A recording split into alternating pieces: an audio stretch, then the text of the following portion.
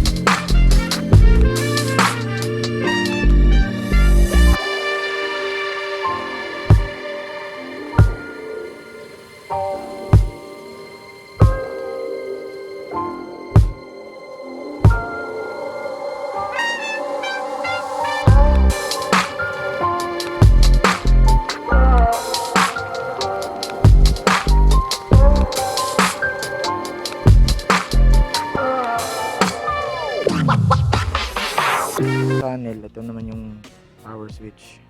Ito naman yung main switch ginawa ko.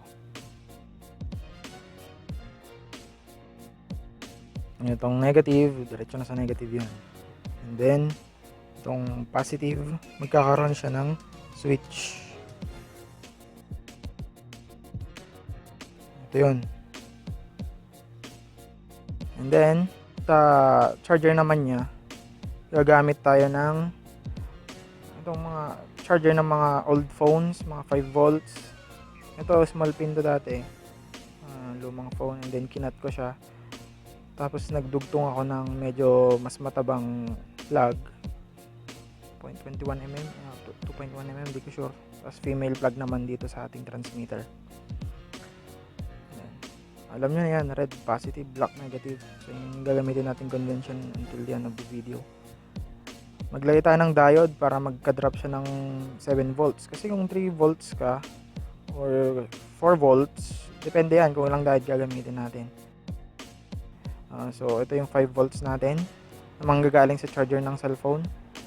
And then magda-drop ng 0.7 volts, kaya magiging 4.3 volts na lang siya.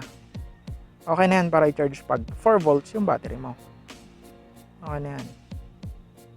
4.3 para sa 4 volts. And then ground or negative, diretso na yan. Pero pag 3 volts naman gamit mo, gaya nito, 3 volts kasi ang gamit ko. Meron yung lithium ion guys na 3.7 volts yun, yung isang malaki lang. Yun, 3.7 yun. Ito naman, dalawang 1.5 na naka-series. So yun, diretso na siya doon sa charger. 1.5 plus 1.5, 3 volts. 3 volts na.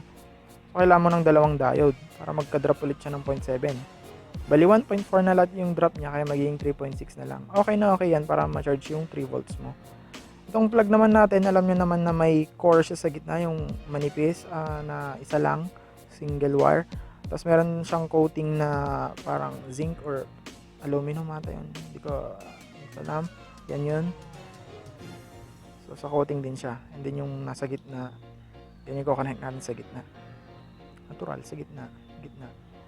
Yun yung red. And then yung black sa coating or yung ground. Ito naman yung signal indicator kung palayo ka ng palayo. Ito naman yung battery. And then ito yung power switch. Ito naman yung selector switch. Ito depende, 92.3 MHz. Nag-iiba-iba yan. Tuwing pindot mo ng selector, mag-iiba. Ito naman yung receiver nya, yung parang mouse, tsurang mouse. Ito yan. Pag inon mo, pindot mo lang, patayin mo. Pag magko-connect pala yan sa transmitter natin ito, magiging kulay blue yung ilaw. So pag wala siyang connection, red. So ito yung power switch, ay yung main switch natin. Pasensya na kayo sa patatagalog ko. Ano siya? 876. Blue ibig sabihin connected na siya. So pipindutin natin yung selector switch. Mag-iiba siya ng channel. Nangyayari yun para maiwasan ng interference sa kasama niyang microphone. Diba? Dalawang microphone to. Dapat magkaiba sila ng channel. Every time pinipindot natin, lumilipat-lipat siya sa ibang channel. Yun. Ito naman yung mic. So, kanyari 879 dito sa isang transmitter. Dapat sa isa, ulit-ulit na, no? Kulit. Tag-isa sila ng receiver. Pwede kang mag-gitara habang ginagamit mo yung isang microphone. Buti na lang kambal yung microphone na nabili natin. Yun. Baka na ito natin sasaksak. Okay. Para matest natin yung ginawa nating wireless system, pumunta ako sa isang bakanteng lote. Sinetap ko dun. 2:00 ng tanghali. Sobrang init guys. Kaya sana naman paki-like and subscribe. So yan, test natin. Ayan, forward ko na kasi boring din. Tsaka di rin ako marunong mag-gitara. Then.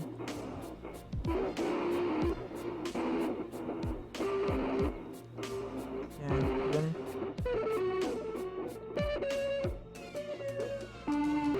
Diyan banda, biglang nawawala-wala na siya. So mga 12 meters or 11 meters, 10 meters lang siya. Nawawala-wala na. Yun yung mistake ko guys kasi kinonect ko siya sa FX. Nalaman ko pag uwi ko na mas malapit pala yung distance niya pag naka-plug siya sa FX. Pag nirekta mo sa amplifier, yun mas malayo. So bumalik ako sa bakanteng lote guys para i-try ulit. Kung napapansin nyo, iba yung short pad ko yan kasi magkaibang araw yan.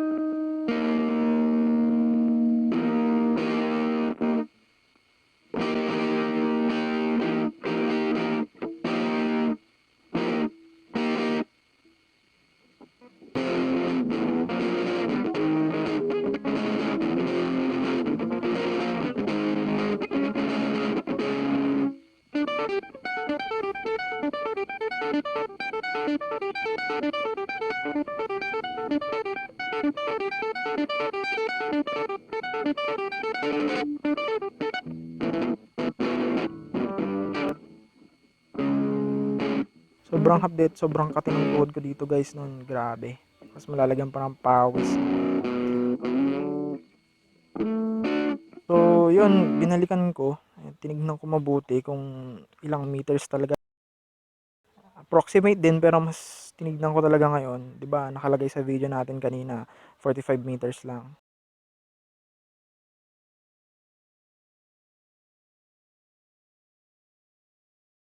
Kasi maabot hanggang dun.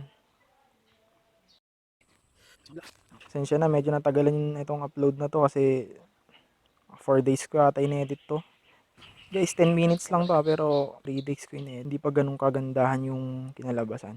So, subscribe guys. Ang next video natin ay homemade guitar effects at siguro pag maganda kinalabasan ng video na to, sasampulan din natin, susubukan natin kumanta. So, basta don't judge me. Basta subukan lang natin kumanta kahit di marunong.